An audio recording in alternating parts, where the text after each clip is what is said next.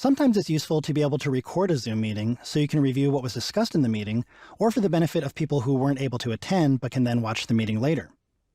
Recordings can be saved locally to the computer you're using for the meeting, or you can have the meetings automatically saved to the cloud in your Zoom account.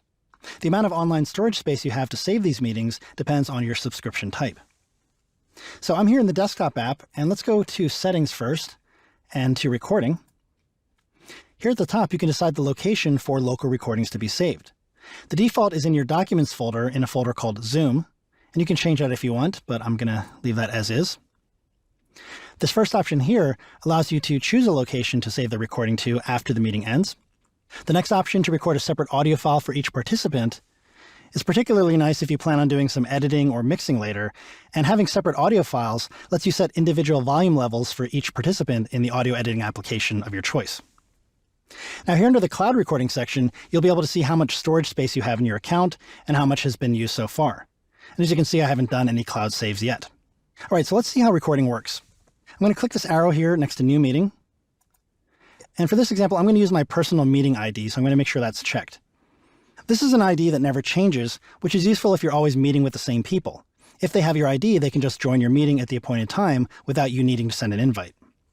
So for example, Nick is already waiting in this meeting room for me to join. So I'm going to click New Meeting to enter that meeting.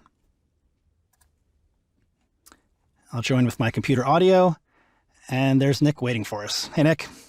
Hey. Okay, so again, Nick and I are in a meeting together.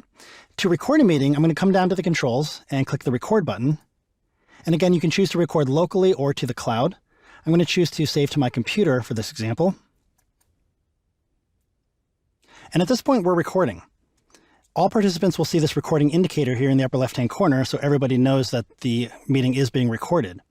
But now we can go about the meeting as we normally would, having our conversation, sharing screens, and so on, and everything we do will be captured. If you want to change the view, you can come up here and click where mine currently says Speaker View. And I can change it like this, so in the recording, whoever's speaking will be the largest, or we can switch back to Gallery View, which might be more useful if there are a lot of people on screen, so you'll be able to see everybody on screen at once. Now we can also come down here and pause the recording, which might be useful if you're taking a break.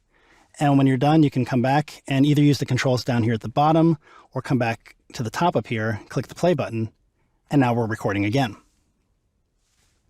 Now when you're done, you can click stop. We see a message saying the recorded file will be converted to an MP4 when the meeting ends. So in this case, let's end the meeting on this end. Nick, just hang tight. We'll be back in a moment. Okay. So I'm going to click Leave Meeting so that Nick can stay in the meeting room. But we're leaving. But now that I've left the meeting, you can see it's now converting that recording. And here it is. And if I double click that, I can review the meeting, as we see here. All right, let's jump back into that meeting.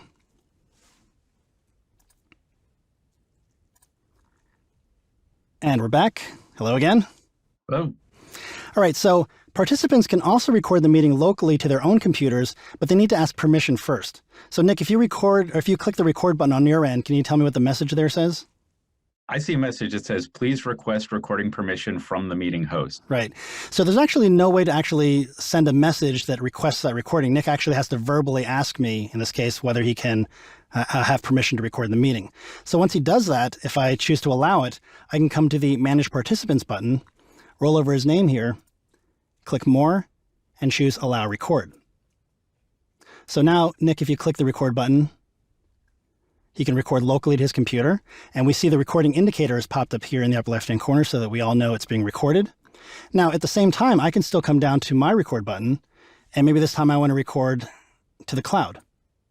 So we're both recording our own versions of the meeting now, getting our own copies. His is being saved locally to his computer, mine's being saved to my Zoom account online. Now, if I come up and stop my recording, I'll say, yes, I do want to stop. My recording is stopped. It tells me I'll get an email notification when the cloud recording is ready. But notice we still see the recording indicator up here because, Nick, you're still recording, correct? That's right. Yep. So if you stop on your end, we'll see that go away. Nick also sees a message saying it'll be converted to an MP4 once he leaves the meeting. And that's pretty much it. So thanks again, Nick. No problem. All right, we're going to end the meeting again. I'm going to end it for everybody. So if you've saved the meetings locally, you can go to the Meetings tab here in the desktop app to Recorded, and this is where you'll be able to find your recordings. I can click Open to open the folder that it's currently contained in. I can play the video. I can play the audio only if I don't need to see the video, or I can delete it. Now, if you saved your meeting to the cloud, go to zoom.us in your browser, sign in.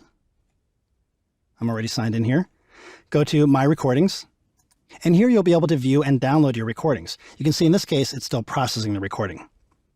But once that's done, you'll be able to share the meeting from here by clicking a share button that will appear. And there will also be options to share it publicly so anyone with the link can view it, or you can limit it to just internal sharing, and you can also decide whether the viewers are able to download the movie or just view it online. And you'll even be able to password protect movies, so even if someone has the link, they won't be able to watch it unless they also have the password. All right, so that's how to record, save, and view your Zoom meetings.